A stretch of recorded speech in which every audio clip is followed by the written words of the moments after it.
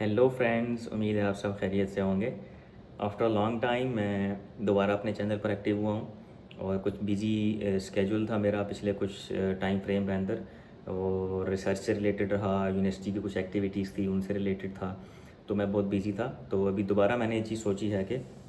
चाहे स्केड्यूल जितना भी बिजी हो, मैंने टाइम मैनेज करके तो स्कॉलरशिप से रिलेटेड जो है वीडियोस वो बनानी है, ताकि उसमें बहुत सारे स्टूडेंट्स का बेनिफिट हो सके। तो इस वीडियो के अंदर मैंने पिछले दिनों मुझे कमेंट रिसीव हुआ था कि एसओपी के बारे में बेसिकली हमें बताएं कि हम एसओपी डॉक्यूमेंट जो है वो कैसे रेडी करें। तो इस वीडियो के अंदर मैं भी आपको एसओपी डॉक्यूमेंट से related each and every information provide करूंगा। आपने वीडियो को स्टार्ट से एंड तक लाजमी देखना है, क्योंकि जो इन्फॉर्मेशन मैं आपको एसओपी से रिलेटेड प्रोवाइड करूंगा, मुझे पूरा यकीन है वो इन्फॉर्मेशन आपको पहले किसी प्लेटफॉर्म से नहीं मिली होगी। और ये जो एसओपी की इन्फॉर्मेशन मैं आपको बताऊंगा, मेरा बिलीव है कि अगर ये एसओपी की इन्फॉर्मेशन आप कहीं भी इस तरह का एसओपी डॉक्यूमेंट भेजेंगे, आपके एसओपी डॉक्यूमेंट को हाईली रिगार्ड किया जाएगा। क्योंकि मैंने बहुत जगहों पर अपना एसओपी डॉक्यूमेंट यूज़ किया और मुझे हर जगह से कभी मेरे एसओपी डॉक्यूमेंट पे किसी किस्म का कोई इशू या कोई चीज़ नहीं आई, बल्कि उसको हाईली रेट किया गया। सबसे पहले हमने क्या करना है, हमने सबसे पहले अपना पर्सनल बैकग्राउंड बताना है स्टेटमेंट ऑफ पर्पज़ के अंदर। अब ये आप पे डिपेंड करता है, आप हर चीज़ को हेडिंग के अंदर डिवाइड कर दें, यानी आप पर्सनल बैकग्राउंड के हेडिंग दें, दैन उसके नीचे आप उसको एक्सप्लेन करें, या आप नॉर्मली एक लेटर की तरह चीज़ लिखते हैं। लेकिन मैं रिकमेंड करूँगा कि आप सब हेडिंग्स में डिस्ट्रीब्यूट करें अपने स्टेटमेंट ऑफ पर्पज़ को, कि आप पहले लिखें पर्सनल बैकग्राउंड, ताकि जो रीडर है उसको हर चीज़ आपकी हेडिंग्स देखने से ही पता चल जाए कि इस स्टेटमेंट ऑफ पर्पज़ के अंदर या इस डॉक्यूमेंट के अंदर ये स्टूडेंट क्या चीज़ मुझे बताना चाह रहा है। ठीक है, तो उसको एक पहले ही उस 1 मिनट में उस डॉक्यूमेंट को देखने के बाद उसके जहन में एक आपकी इमेज बन जाती है कि इस बंदे ने मुझे इस डॉक्यूमेंट में क्या बताना है, तो वो उसके लिए पहले से प्रिपेयर हो जाता है। और अगर वो अभी जो हेडिंग्स मैं आपको बताऊंगा इस तरह की हेडिंग्स हों, तो उसको रियलाइज़ हो जाता है कि इस बंदे ने जो चीज़ें एक्सप्लेन की हैं वो एक फ़्लो में की हैं, और जो मेरी रिक्वायरमेंट है वो सारी इसके अंदर मौजूद है, तो वो इंटरेस्ट लेगा आपके स्टेटमेंट ऑफ पर्पज़ को पढ़ने के लिए। अगर आपकी सब हेडिंग्स नहीं है, वो सारी एक पैराग्राफ में और सब पैराग्राफ्स के अंदर वो स्टेटमेंट ऑफ पर्पज़ लिखी हुई है, तो वो किसी को नहीं पता उसके अंदर आपने क्या लिखा हुआ है। तो वो मतलब क्या होगा कि वो खोलेगा, फिर सारा पढ़ेगा, तो उसको समझ आएगी कि इसके अंदर क्या है। तो अगर आपने सब हेडिंग में डिस्ट्रीब्यूट कर दिया है, तो जो रीडर है, जो प्रोफेसर है या जो कमेटी है, जब वो स्टेटमेंट ऑफ पर्पज़ को देखती है, तो आपकी हेडिंग से उसको अंदाज़ा हो जाता है कि इसके अंदर क्या है, और वो अपना माइंडसेट बना लेता है वहीं पर। ठीक है, उसको पूरा स्टेटमेंट ऑफ पर्पज़ अभी उसने नहीं पढ़ी, लेकिन उसको समझ आ गई है कि आप बताना क्या चाह रहे हैं, और यही इनकी रिक्वायरमेंट होती है बेसिकली। ठीक है, तो अभी पर्सनल बैकग्राउंड है, पर्सनल बैकग्राउंड के अंदर आप उसको बता सकते हैं कि आपने आपका नाम क्या है, आप सिंगल हैं या मैरिड हैं। ठीक है, आप इस वक्त करेंटली कहाँ पे रह रहे हैं, और आप अपनी आपने लेटेस्ट डिग्री अगर मास्टर्स की हो तो उसके बारे में बताएं, किस ईयर में की है। फिर आप उसको बताएं कि आपने बैचलर्स किया है, बैचलर किस ईयर में किया है। अगर आप साथ यूनिवर्सिटी का नाम भी बताना चाहते हैं तो वो आप पे डिपेंड करता है, आप यूनिवर्सिटी का नाम भी बता सकते हैं। ठीक है, फिर आप उसको बताएं कि आप का वर्क एक्सपीरियंस, यानी अगर आप करंटली कहीं जॉब कर रहे हैं तो वो चीज़ आप उसके अंदर मेंशन कर दें। ठीक है, और आप उसको बताएं कि मतलब क्यों आप जो है वो कोई अपॉर्चुनिटी देखना चाह रहे हैं, और आपका रिसर्च इंटरेस्ट क्या है, आपकी आपकी कोर एक्सपर्टीज़ क्या हैं। ठीक है, और आप बेसिकली क्या करना चाह रहे हैं, यानी आप क्या करेंगे रिसर्च के अंदर। तो ये आपका एक पर्सनल बैकग्राउंड है। जिस तरह मैं बताता हूँ कि मेरा नाम ये है, मैं सिंगल हूँ या मैरिड हूँ, और मैंने यूनिवर्सिटी से अपना मास्टर्स किया, इस यूनिवर्सिटी से बैचलर्स किया, और मैं यहाँ पे जॉब कर रहा हूँ, मेरा इतना वर्क एक्सपीरियंस है। ठीक है, और मेरे ये रिसर्च इंटरेस्ट है, मेरी इन चीज़ में एक्सपर्टीज़ है। जिस तरह कोई आपको कहे कि इंट्रोड्यूस योर सेल्फ, तो आप उसको इंट्रोडक्शन देते हैं अपना किसी इंटरव्यू में या किसी भी चीज़ में, तो वो जो आपका इंट्रोडक्शन है वो आपका पर्सनल बैकग्राउंड है। देन क्या होता है कि आपने दूसरी हेडिंग जो मैं सजेस्ट करूँगा वो फैमिली बैकग्राउंड है। ठीक है, फैमिली बैकग्राउंड लिखना क्यों ज़रूरी होता है कि अगर आपने फैमिली बैकग्राउंड लिखा है, आप उसमें लिखते हैं कि मैं बेसिकली एक सपोर्टिव फैमिली से बैकग्राउंड रखता हूँ या रखती हूँ, जो एजुकेटेड है और जो मुझे एजुकेशन में सपोर्ट करती है मेरी फैमिली, और वो हमेशा से मुझे मेरी एजुकेशन में मुझे उन्होंने इनकरेज किया है, और मुझे हमेशा फर्दर इम्प्रूवमेंट के लिए ही इनकरेज किया है, और मुझे सपोर्ट किया है मेरी हायर एजुकेशंस के लिए। तो और मेरे डिसीजंस जितने भी मैंने अपने एजुकेशन में लिए हैं, मेरी फैमिली ने मुझे सपोर्ट किया है इन टर्म ऑफ फाइनेंशियली और इन टर्म ऑफ मेरी जो जितनी भी एफर्ट्स रही हैं उन चीज़ों में मुझे उन्होंने सपोर्ट किया। तो यहाँ आपका एक फैमिली बैकग्राउंड है। इससे क्या होता है कि जब कोई रीडर या कोई कमेटी इस फैमिली बैकग्राउंड को पढ़ती है तो उनको ये रियलाइज़ होता है कि ये बंदा एक एजुकेटेड फैमिली से बैकग्राउंड, इसका बैकग्राउंड जो है वो एजुकेटेड फैमिली से है और वो इसको सपोर्ट कर रहे हैं। तो ये नहीं है कि जब ये बच्चा इस मुल्क में आ जाएगा या बच्ची आ जाएगी तो इसको कोई सपोर्ट नहीं करेगा या इसको कोई प्रॉब्लम्स होंगे। समटाइम क्या होता है ना, जब दूसरे मुल्क में बच्चे बच्चियाँ जाते हैं तो पीछे से फैमिली का प्रेशर होता है, आप दूर चले गए हैं, ये है वो है। तो वो हर बंदे को ये चीज़ पता होती है क्योंकि बहुत सारे बच्चे यहाँ पर आते हैं, वो भी ये काम करते हैं, होते हैं बच्चों के साथ। तो प्रोफेसरों को और कमेटीज़ को ये चीज़ पता होती है कि बच्चे आते हैं और कुछ अर्से बाद उनके साथ ये इशूज़ जनरेट होते हैं। तो जब आपने ये चीज़ लिखी होती है तो उनको आइडिया होता है अच्छा इस बंदे की फैमिली सपोर्ट है, ये बंदा एजुकेटेड फैमिली से बैकग्राउंड, इसका बैकग्राउंड जो है वो एजुकेटेड फैमिली से है, वो इसको हर चीज़ में सपोर्ट करते हैं। चाहे कल को यहाँ पर इसका कोई फाइनेंशियल इशू बन गया उसमें भी सपोर्ट करेंगे और वैसे भी इसको बैकअप करेंगे इसकी एजुकेशन और सारी चीज़ों के अंदर। तो वो ये नहीं है कि बच्चे को कहेंगे कि वापस आ जाओ, हमारा दिल नहीं लग रहा, या इस तरह की वट एवर जो भी चीज़ होती है। तो ये एक इमेज उनके माइंड में बन जाता है। सेकंड क्या होता है, थर्ड क्या होता है कि आपने उसको अपना एजुकेशनल और एम्प्लॉयमेंट कंप्लीट बैकग्राउंड उसको बताना है। पर्सनल बैकग्राउंड में तो आपने एक छोटा सा उसको एक इंट्रोडक्शन सा दे दिया कि आपकी एजुकेशन क्या रही है, आपने क्या किया। यहाँ पर आपने उसको बताना है कि बेसिकली जिस तरह है कि I have applied for this program, मैं इसलिए जो प्रोग्राम है बेसिकली इसके अंदर क्यों अप्लाई करना चाह रहा हूँ, बिकॉज इट रिप्रेजेंट्स अ की स्टेप, ठीक है, towards achieving my longer term career goals in advance research and innovation. तो अब ये जो सेंटेंस है, इस सेंटेंस के अंदर मैंने अपनी कोई मास्टर्स डिग्री, बैचलर्स डिग्री नहीं बताई। मैंने उसको बेसिकली एक सेंटेंस में बताया है कि मैंने बेसिकली क्यों इस चीज़ की तरफ आना चाह रहा हूँ, ठीक है, और मेरे लॉन्ग टर्म गोल्स और जो रिसर्च है वो कितनी इंपॉर्टेंट है और मैं क्या करना, बेसिकली मेरा गोल क्या है फर्दर आगे आगे जाने के लिए। फिर आप उसको बताते हैं कि my academic journey begins with bachelors आपने किस में किया, bachelor of information technology, bachelor of science and computer science, इस तरह की चीज़। फिर आप यूनिवर्सिटी के नाम, फिर आपका GPA, फिर जिस ईयर में आपने किया वो, फिर जो कुछ आपने उस बैचलर्स डिग्री में किया, आपका फाइनल ईयर प्रोजेक्ट या आपने जो इंपॉर्टेंट सब्जेक्ट्स उसके अंदर पढ़े, ठीक है, वो आप 2 से 3 4 कोर सब्जेक्ट हाईलाइट कर दें।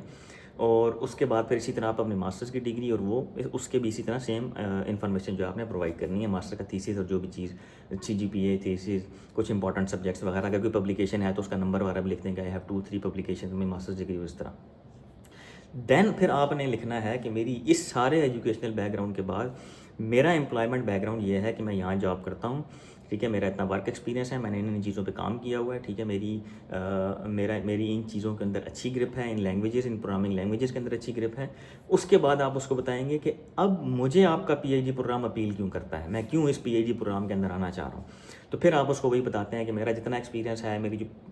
प्रीवियस क्वालिफिकेशन है वो वेल अलाइन कर दी है आपके इस PhD प्रोग्राम के साथ, और मैं इस PhD प्रोग्राम के अंदर एक अच्छा रोल प्ले कर सकता हूँ, अच्छी रिसर्च कर सकता हूँ, ठीक है। फिर आप उसको रिलेट करेंगे अपने मास्टर और बैचलर के थीसिस के साथ कि मैंने ऑलरेडी ये काम किया हुआ है, यही काम इस तरह का मैं फर्दर PhD में करना चाहता हूँ, और ये आपका जो कंप्यूटर साइंस या जो भी डिपार्टमेंट आपका होगा उस डिपार्टमेंट से बहुत रिलेट करता है, और फैकल्टी भी है उस डिपार्टमेंट के अंदर जो इन चीज़ों के ऊपर काम कर रही है, तो मैं एक अच्छी रिसर्च प्रोड्यूस कर सकता हूँ। तो वो सब चीज़ें आप इसके अंदर ऐड कर सकते हैं। देन क्या होता है कि आपने उसको बताना है कि आपकी जितनी भी कैरियर रहा है, एजुकेशनल कैरियर रहा है या आपका कोई इमिग्रेशन कैरियर रहा है, यानी हिस्ट्री रही है इमिग्रेशन, आपने कहीं ट्रैवल किया है, तो वो चीज़ें आपने उसको बतानी है कि आपका गैप ऑफ स्टडी, आपका स्टडी में कितना गैप है अगर कोई रहा है, और साथ ही आपने उसको उसी पैराग्राफ में अपनी इमिग्रेशन की हिस्ट्री बता देनी है। तो उसमें क्या होता है कि समटाइम कुछ लोग होते हैं जो इमिग्रेशन हिस्ट्री जिनकी बहुत ख़राब होती है, जो किसी जगह से डिपोर्ट हो चुके होते हैं और इस तरह की चीज़ें, तो आप उनको यहाँ से भी क्लियर कर देते हैं, क्योंकि आजकल आपको पता है कि इमिग्रेशन और इन चीज़ों के बड़े इश्यूज चल रहे हैं। तो आपने उनको हर चीज़ उनके माइंड को बेसिकली क्लियर करना है कि वो आर परफेक्ट फॉर यू। तो गैप अगर आपकी कोई स्टडी में है 1 ईयर का, 2 ईयर का, तो वो आपने मेंशन करना है, और अगर उसमें गैप है तो वो जो 2 ईयर्स 1 ईयर का गैप है उसमें आपने क्या किया। जिस तरह आपने 2019 में बैचलर्स किया, मास्टर आपने 2023 में किया, तो वो जो बीच में 2 साल 3 साल का गैप है, उन 2-3 सालों में आपने क्या किया। आप बताएंगे कि मैंने बैचलर्स के एंड होने के बाद फ़ौरन ही मैंने जॉब स्टार्ट कर दी, इतना अर्सा मैंने इंडस्ट्री में जॉब की, देन मैंने मास्टर्स में कंटिन्यू किया। बिकॉज द रीज़न इज़ कि मैंने पहले जो कुछ बैचलर्स में सीखा उसको मैंने इम्प्लीमेंट किया अपने रियल टाइम इन्वायरमेंट में, इंडस्ट्री के अंदर जाके, और जब मैं उसको इम्प्लीमेंट कर चुका, मैंने चीज़ें हैंड्स ऑन एक्सपीरियंस के साथ सीख ली, देन आई रियलाइज़ कि अब मुझे मास्टर्स करना चाहिए। ठीक है। तो इस तरह की 2-3 लाइनें आप इसके अंदर लिख देंगे और फिर आप नीचे इमिग्रेशन हिस्ट्री लिख देंगे। अगर आपने कहीं ट्रैवल किया है तो आप बता दें मैंने कनाडा ट्रैवल किया, मैंने यहाँ ट्रैवल किया, वहाँ ट्रैवल किया, तो मेरी इमिग्रेशन हिस्ट्री है। और आप फिर विज़िट डिटेल भी बता देंगे, जो भी विज़िट वीज़ा था, जो भी उस तरह की चीज़। अब आ जाता है सबसे इम्पॉर्टेंट चीज़ कि why you want to join this university. तो उसमें आप एक हेडिंग लिखते हैं, जिस तरह मैं यूनिवर्सिटी ऑफ मिजोरी में हूँ यूएसए में, तो मैं लिखूँगा वाई यूनिवर्सिटी ऑफ मिजोरी, ठीक है, ये हेडिंग। उसके नीचे मैं डिटेल लिखूँगा फिर सारी, कि यूनिवर्सिटी ऑफ मिजोरी बेसिकली एक परफेक्ट है मेरे बैकग्राउंड के साथ, मेरे रिसर्च इंटरेस्ट के साथ, और इसकी मैंने तमाम कंप्यूटर साइंस से रिलेटेड जितने भी इनकी अचीवमेंट्स हैं उनको स्टडी किया है। तो मुझे बहुत ज़्यादा मोटिवेशन मिली है और जो है मुझे बहुत ज़्यादा इनकरेजमेंट मिली है, और मैंने इस चीज़ में देखा है इनकी पूरी चीज़ें पढ़ने के बाद कि स्टूडेंट लाइफ में रिसर्चर्स को, स्टूडेंट्स को बहुत सपोर्ट करते हैं, और बहुत हाई लेवल रिसर्च इन्वायरमेंट है इनके पास, रिसर्च इक्विपमेंट है इनके पास जो ये प्रोवाइड करते हैं। तो उससे क्या है कि मुझे एक इनकरेजमेंट मिली है कि मैं अगर इस यूनिवर्सिटी में आता हूँ तो यहाँ पर मेरे पास बहुत ज़्यादा रिसोर्सेज हैं, अच्छी फैकल्टी है, ठीक है, अच्छा स्टाफ है जो मुझे, और अच्छी जो है वो स्टूडेंट्स हैं, और वेल इक्विप्ड इन्वायरमेंट है जो मुझे सपोर्ट करेगा मेरी रिसर्च के अंदर। फिर आप साथ लिखते हैं कि इस यूनिवर्सिटी के अंदर ये प्रोफेसर है, इस डिपार्टमेंट से बिलोंग करता है, मेरा इस प्रोफेसर के साथ रिसर्च इंटरेस्ट अलाइन करता है, और इस बंदे के रिसर्च इंटरेस्ट ये हैं, मेरे भी रिसर्च इंटरेस्ट ये हैं, और मैं इस बंदे के साथ किस तरह बेस्ट अलाइन होता हूँ, और मैं इस बंदे के साथ काम करके क्या करूँगा। तो यहाँ पर 2 चीज़ें होती हैं, वो ये होती हैं कि सम टाइम आप किसी प्रोफेसर के साथ कॉन्टैक्ट में होते हैं पहले, जब वो आपको इंटरव्यू वगैरह कर लेता है, दैन वो आपको कहता है कि अब आप जाके यूनिवर्सिटी के पोर्टल पे अप्लाई कर दें, उस स्टेटमेंट ऑफ पर्पस में मेरा नाम डाल दें। जब वो उसका नाम डालते हैं तो फिर नीचे जाकर आप वो सारी एक्सपर्टीज़ लिखते हैं जो इंटरव्यू में उसने आपसे मांगी होती हैं, या जो वो उसने आपको बताई होती हैं, या फिर आप उस प्रोफेसर की प्रोफाइल विजिट करें यूनिवर्सिटी के पेज पे जाके, वहाँ उसने अपनी डिटेल लिखी हुई है, उस डिटेल को आप उठा के तो उसका एक उसमें से मेन चीज़ें निकाल के तो उस पर एक छोटा सा पैराग्राफ यहाँ पे लिखते हैं। सम टाइम क्या होता है कि आप डायरेक्ट यूनिवर्सिटी पोर्टल पे अप्लाई कर रहे होते हैं, आपने फैकल्टी देखी होती है, अच्छा यार ये मेरे रिसर्च इंटरेस्ट से अलाइन करती है, फैकल्टी को नहीं पता, आपने उसका नाम उठाया, सारी चीज़ें लिखी हो, आपने इसके अंदर डाल दी। होता क्या है कि जब आप ये चीज़ें सारी एप्लीकेशन सबमिट करते हैं तो डिपार्टमेंट के पास जाती है, डिपार्टमेंट कमेटी के पास जाती है, वो आपका स्टेटमेंट ऑफ पर्पस देखते हैं, उसमें उस फैकल्टी का नाम लिखा होता है, और वो सारी एप्लीकेशन उस फैकल्टी को भेज देते हैं कि ये बंदा है, आपको चाहिए कि नहीं, ठीक है। तो ये बहुत ज़रूरी इंपॉर्टेंट पॉइंट होता है कि आपने ये लिखना होता है। फिर आ जाते हैं कि आपका जो बेसिकली कैरियर प्रोग्रेशन है और फाइनेंशियल बेनिफिट्स, यानी आपने बेसिकली अपनी पीएचडी कंप्लीट करने के बाद या मास्टर्स कंप्लीट करने के बाद आप फर्दर क्या करना चाहते हैं, ठीक है, और इस डिग्री करने के बाद आपका फाइनेंशियल बेनिफिट क्या होगा। बेसिकली एक चीज़ याद रखें कि हर मुल्क के अंदर एजुकेशन सिर्फ़ और सिर्फ जो है ना वो बिज़नेस है, चाहे वो यूरोप है, चाहे वो यूएस है, चाहे वो एशियन कंट्रीज़ हैं, कोई भी है, वहाँ पर हर चीज़ जो है वो बिज़नेस है। दूसरा, हर किसी को पता है कि जब भी आप कोई चीज़ कर रहे हैं, जॉब आप एजुकेशन ले रहे हैं, कुछ भी कर रहे हैं, तो वो एक अच्छा इंसान बनने के लिए नहीं कर रहे हैं, वो आप पैसा कमाने के लिए ही कर रहे हैं, ठीक है। तो आपने अपना कैरियर की प्रोग्रेस क्या होगी, आप कितना क्या आगे प्रोग्रेस करेंगे अपनी इस डिग्री को कंप्लीट करने के बाद हमारी यूनिवर्सिटी से, और आपको इससे फाइनेंशियल बेनिफिट क्या होगा। तो उसमें आपने जो भी आपका है कि मास्टर्स करने के बाद मैं फ़र्दर पीएचडी करना चाहता हूँ और मैं ये करूँगा, मेरा ये रिसर्च इंटरेस्ट है, मैंने मास्टर में थीसिस किया, मुझे बहुत ज़्यादा चीज़ें सीखने को मिली हैं, मैं इसी चीज़ को पीएचडी में कंटिन्यू करना चाहता हूँ और मैं रिसर्च में बहुत इंटरेस्ट है। और इस तरह अगर आपने जॉब करनी है तो आप जॉब के बारे में लिख दें कि मैंने मास्टर कंप्लीट कर लिया है, इस चीज़ में मैंने रिसर्च किया है और मैं इसी चीज़ को इंडस्ट्री में लेके जाना चाहता हूँ, और वट एवर जो भी उस तरह की इन्फॉर्मेशन। देन आप लिख दें कि इस डिग्री को करने के बाद मुझे फाइनेंशियल बेनिफिट ये होगा कि मैं पहले, जब अगर आपको पहले जॉब एक्सपीरियंस रहा है तो मेरी पहले सैलरी इतनी थी जॉब की, तो इस डिग्री करने के बाद मेरी सैलरी जो है वो इतने % जो है वो बढ़ जाएगी। तो उसमें क्या होता है कि आप उसको डॉलर्स में बता दें कि मेरी पहले इतनी थी तो करने के बाद इतनी हो जाएगी। और यहाँ पर एक चीज़ बहुत इंपॉर्टेंट है, अगर आप यूएस में हैं या किसी भी कंट्री में हैं तो आपने 1-2 लाइनें ये ज़रूर लिखनी है कि मैं अपनी डिग्री कंप्लीट करने के बाद वापस ट्रैवल करूँगा। सॉरी, ये सेंसर लगे होते हैं, जब वो कोई मूवमेंट ना हो या इस तरह हो तो ये सेंसर ऑफ हो जाते हैं, तो फिर इनको साउंड देना पड़ता है, कोई भी साउंड, तो फिर ये ऑन हो जाते हैं। तो उसमें क्या होता है कि आपने उसको बताना है कि जब मैं अपनी डिग्री कंप्लीट कर लूँगा, कंप्लीट करने के बाद मैं वापस अपने मुल्क में, पाकिस्तान, इंडिया, बांग्लादेश, यूरोप, जो भी इटली, आपका ग्रीस, जो भी मुल्क है वहाँ पर आप वापस चले जाएंगे, ठीक है। इससे क्या होता है कि इन्हें पता होता है कि बंदा सिर्फ एजुकेशन के लिए आ रहा है और एजुकेशन लेने के बाद ये बंदा अपने मुल्क में वापस चला जाएगा, या यहाँ किसी की भी किस्म का इलीगल स्टेटस या किसी भी चीज़ की इस बंदे के अंदर वो चीज़ नहीं है। तो ये बड़ा प्रोफेशनल बंदा है, डिग्री करने के बाद वापस चला जाएगा, और वापस जाएगा तो इसको पता है कि मैं वापस जाऊँगा तो मुझे ये फाइनेंशियल बेनिफिट्स हैं, तो इसको परेशानियाँ, टेंशन किसी चीज़ की नहीं होगी। तो उनको पता चल जाता है ठीक है यार, अगर ये वापस जाएगा भी सही तो ये इसको अच्छा बेनिफिट है, फाइनेंशियली स्टेबल है, इसको कोई टेंशन नहीं होगी, तो इसलिए ये बंदा वापस चला जाएगा, क्योंकि इसको वहाँ पर भी एक अच्छी अमाउंट और अच्छी सैलरीज मिल रही हैं, तो ये वहाँ जाएगा। तो उनको ये सारा आप उनका अभी देखें ना, शुरू से लेकर यहाँ तक आप उनका माइंड सेट बना रहे हैं,